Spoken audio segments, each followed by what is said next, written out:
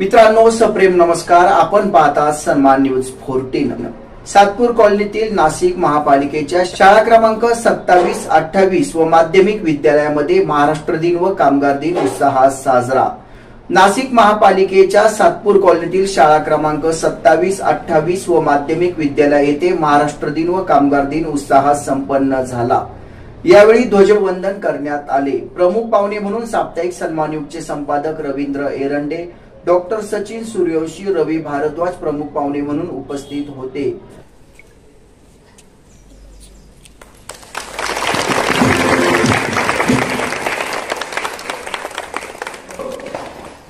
एक साथ राष्ट्रगीत ईश्वर के शुरू कर,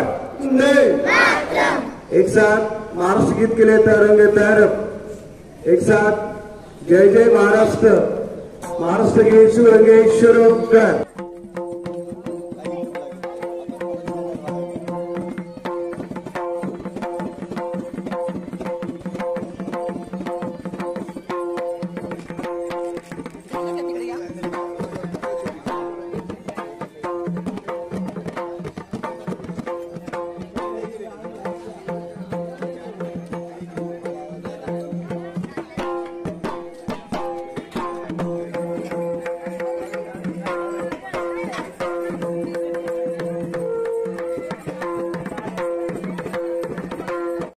व्यासपीठावरती विराजमान व्हावं.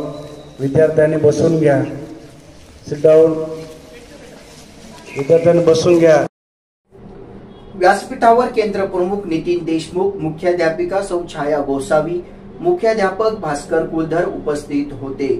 यावेळी महाराष्ट्र दिन व कामगार दिनाविषयी रवींद्र एरंडे यांनी माहिती दिली. आणि म्हणूनच 8 तास काम, 8 तास आराम आणि 8 तास मनोरंजन अशा पद्धतीने आपल्याला या कामगार दिनानिमित्ताने कामगारांना एक लाभ झाला. आणि म्हणूनच आपण 1 मे या दिवशी जागतिक कामगार दिन साजरा करत असतो. एक मंगल कलश आपल्याला 1 मे 1960 रोजी आपल्याला लाभला. आणि 1 मे 1960 पासून महाराष्ट्राचा स्वतंत्र कारभार झाला. आणि यशवंतराव चव्हाण हे पहिले मुख्यमंत्री आपल्या महाराष्ट्राला लाभले. 1 मे 1960 ते 2024 या दरम्यान महाराष्ट्राने प्रचंड प्रगती केलेली आहे. मग ते सामाजिक क्षेत्र असो, शैक्षणिक क्षेत्र असो, त्याचप्रमाणे साहित्यिक क्षेत्र असो, कला क्षेत्र असो, या सगळ्या क्षेत्रामध्ये महाराष्ट्राने संपूर्ण देशापुढे एक आदर्श निर्माण केलेला आहे. लता मंगेशकर आपलेच आहेत, यशवंतराव चव्हाण आपलेच आहेत, सचिन तेंडुलकर आपला आहे. हे सर्व करत असताना आज आपल्या देशापुढे, आपल्या राज्यापुढे वेगवेगळे प्रश्न आहेत. बेरोजगारीचा प्रश्न आहे, महिलांच्या समानतेचा प्रश्न आहे. हे प्रश्न सोडवणे या निमित्ताने महत्त्वाचं आहे. आणि सर्वात महत्त्वाचं, या महिनाभरामध्ये एक मोठा लोकशाहीचा उत्सव आपल्या देशामध्ये चालू आहे. आणि खरोखर आपण भाग्यवान आहोत की भारतासारख्या देशामध्ये सर्वांना, मग जात पात धर्म पंथ या पलीकडे जाऊन आर्थिक स्तर सोडून सुद्धा प्रत्येकाला आपल्याला एक मतदानाचा अधिकार आहे. ही खूप मोठी गोष्ट आहे. आणि म्हणूनच या निमित्ताने मी एकच सांगू इच्छितो की कोणालाही मतदान करा, परंतु मतदान करा. घरामध्ये बसू नका. मतदानाचा दिवस हा पिकनिकचा दिवस नसतो. प्रत्येकाने सकाळी उठून 7 वाजता पहिलं मतदान करा आणि आपल्या आवडत्या पक्षाला, आपल्या आवडत्या नेत्याला, चारित्र्य संपन्न नेत्याला मतदान करा.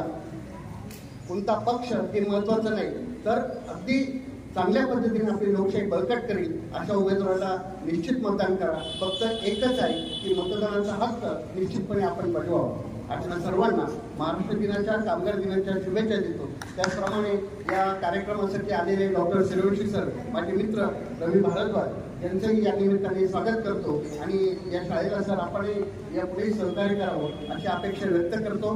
संयोजकांचे, सर्व शिक्षक वृंदांचे, शिक्षकेतर कर्मचारी सर्वांना मी महाराष्ट्र दिनाच्या, कामगार दिनाच्या शुभेच्छा देतो आणि थांबतो. जय हिंद, जय महाराष्ट्र. प्रास्ताविक पुनाजी मुठे यांनी तर सूत्रसंचलन सुरेश खानबाले सर यांनी केले.